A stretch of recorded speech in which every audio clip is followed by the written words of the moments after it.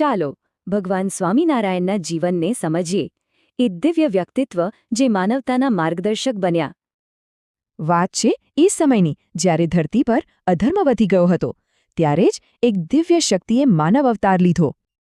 આ દિવ્ય પ્રકાશ ફેલાયો ઉત્તર પ્રદેશના એક નાનકડું ગામ છપૈયામાં, જ્યાં ઘનશ્યામ પાંડેનો જન્મ થયો.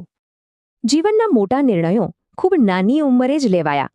માત્ર 11 વર્ષની વયે એમણે એક નવો માર્ગ અપનાવ્યો. પછી નીલકંઠ વર્ણી નામ ધારણ કરી એમણે શરૂ કરી 7 વર્ષની કઠિન ભારત યાત્રા. ખરેખર એમની સત્યની શોધ અનોખી હતી. એમણે તીવ્ર આધ્યાત્મિક સાધનાનો માર્ગ પસંદ કર્યો. આ યાત્રા પાછળ કેટલાક ગહન પ્રશ્નો હતા: આત્મા, ઈશ્વર અને મોક્ષના રહસ્યને સમજવાના પ્રશ્નો.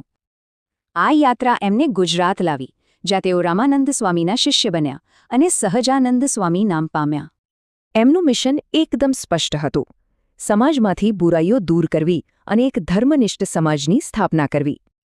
હવે વાત કરીએ એમના અમર વારસાની, સ્વામિનારાયણ સંપ્રદાયની સ્થાપનાની. એમણે એક મજબૂત આધ્યાત્મિક પરંપરા બનાવી, મંદિરો, શાસ્ત્રો અને સંતો દ્વારા માર્ગદર્શન આપ્યું. આ બધામાં સૌથી મહત્વની છે શિક્ષાપત્રી, આદર્શ અને નૈતિક જીવન જીવવા માટેની એક માર્ગદર્શિકા. એમનો મૂળ ઉપદેશ હતો સાર્વત્રિક કરુણાનો, દરેક જીવમાં ઈશ્વરનો અંશ જોવાનો. અને પછી 1 જૂન 1830ના રોજ ગઢડામાં એમણે આ નશ્વર દેહનો ત્યાગ કર્યો.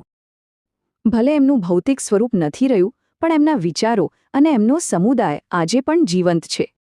અંતે એમનો સંદેશ એ જ હતો કે ભગવાન બનવું નહીં, પણ ભગવાન સુધી પહોંચવાનો સાચો માર્ગ બતાવો.